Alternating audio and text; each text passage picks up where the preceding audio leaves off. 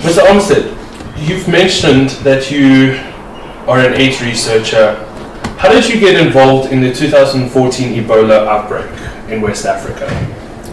Ebola first came to my attention when I was following the BBC on a nightly basis after Russia had invaded the Ukraine.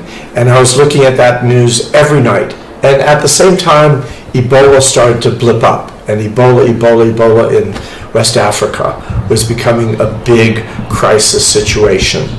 And I knew about Ebola. I mean, I focus on virology and immunology, so I've read hundreds and hundreds and hundreds of medical journal articles about not only HIV, but other viruses as well.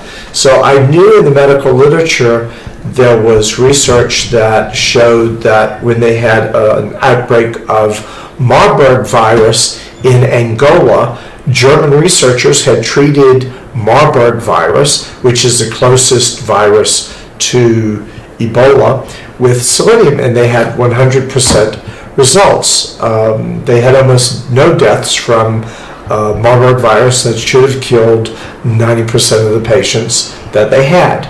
So I went back through my research because I have copies of all the medical journals that medical journal articles that I've read, and I went back through those articles and also found a number of articles on other hemorrhagic fever viruses such as hantavirus, which is very common in China, and there's a little bit in southwestern US.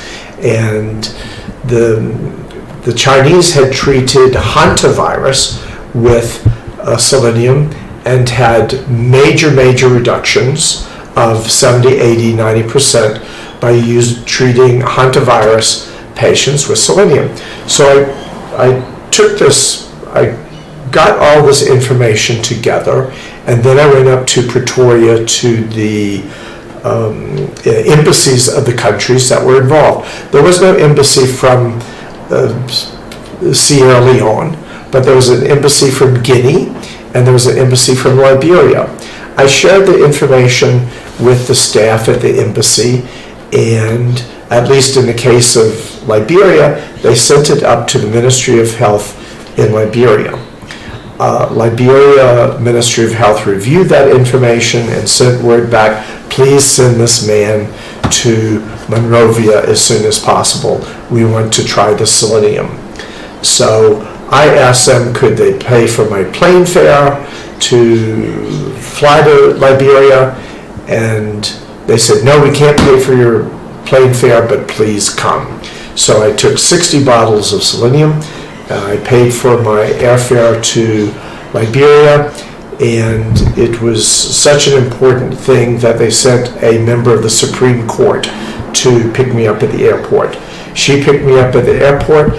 Immediately I went into meetings with people from the Ministry of Foreign Affairs. The next morning I had a meeting with the Minister of the Interior, who was the co-chair along with the President of Liberia on this Ebola emergency task force.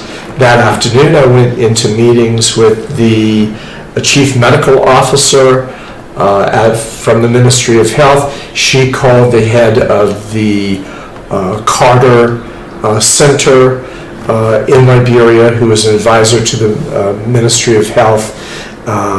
They reviewed the information that I was talking about. We had a good conversation, and they immediately sent the selenium down to the chief doctor that was working at the Ebola treatment unit, who was Dr. Jerry Brown.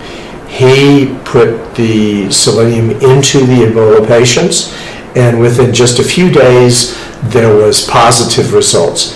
Eventually, after Ebola was all over, Dr. Jerry Brown was named Time Magazine's Man of the Year as a representative for all of the people that had worked on the Ebola crisis.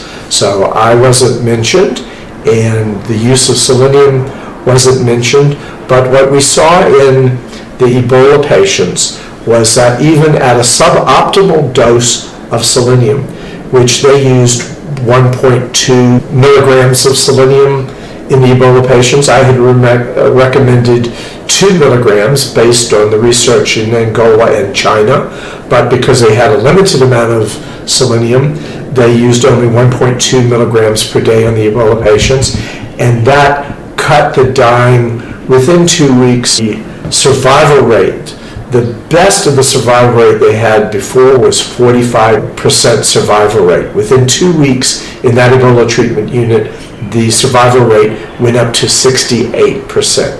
So it was about a 46.8% improvement in survival, even using a suboptimal dose. If they had used the proper dose that I had recommended, survival rate should have gone to 75%. So that proved the benefits of selenium in treating Ebola virus disease, but that information was not disseminated worldwide like it should have been. But the Ministry of Health in Liberia took the response that they ordered 1 bottle of selenium for every Ebola patient that they had, 2,468 bottles of selenium. And we brought it into Liberia, and that's one of the reasons that Liberia, which had was hardest hit and had the worst part of the Ebola outbreak, was able to get the Ebola outbreak under control faster and better than Sierra Leone and Guinea.